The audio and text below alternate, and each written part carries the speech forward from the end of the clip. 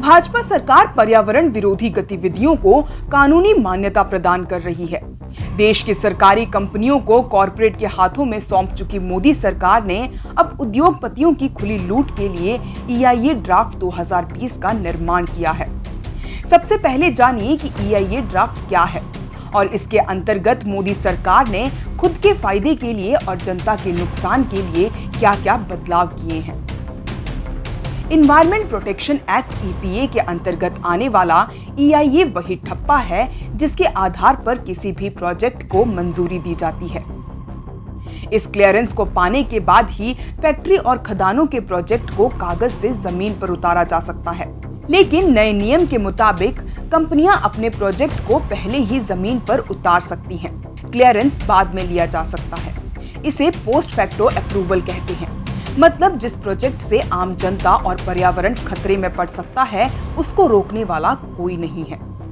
इसके साथ ही किसी प्रोजेक्ट से पर्यावरण को कितना नुकसान हो रहा है, ये असेसमेंट करने का अधिकार भी उसी कंपनी को है, जनता को नहीं। पुराने नियम के मुताबिक प्रोजेक्ट जहां बनेगा उस जगह की जनता से भी फीडबैक लेना जरूरी होता है। ऐसा इसलिए क्योंकि यही लोग प्रोजेक्ट से सबसे ज्यादा प्रभावित होने वाले होते हैं। इस फीडबैक को देने की अवधि 30 दिन की थी, लेकिन अब इसे घटाकर 20 दिन तक कर दिया गया है। इसी के साथ साथ सरकार किसी भी प्रोजेक्ट को स्ट्रेटेजिक बता सकती है। ऐसे प्रोजेक्ट के लिए EIA लेने की जरूरत ही नहीं होगी, लेकिन इसके जरिए आम जनता को नहीं, कॉरपोरेट घरानों को फायदा पहुंचेगा। पर्यावरण की पिच पर मोदी सरकार फेल रही है। भारत में 40 नई कोयला खदान बनाई जानी है, जिसके लिए जंगलों का सफाया किया जाएगा।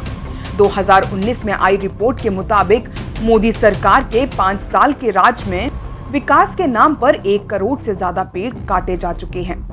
पिछले कुछ सालों से आर्थिक विकास के नाम पर पर्यावरण और आदिवासी जीवन को तहस नहस किया जाता रहा है और आगे भी ऐसा ही होता दिख रहा है।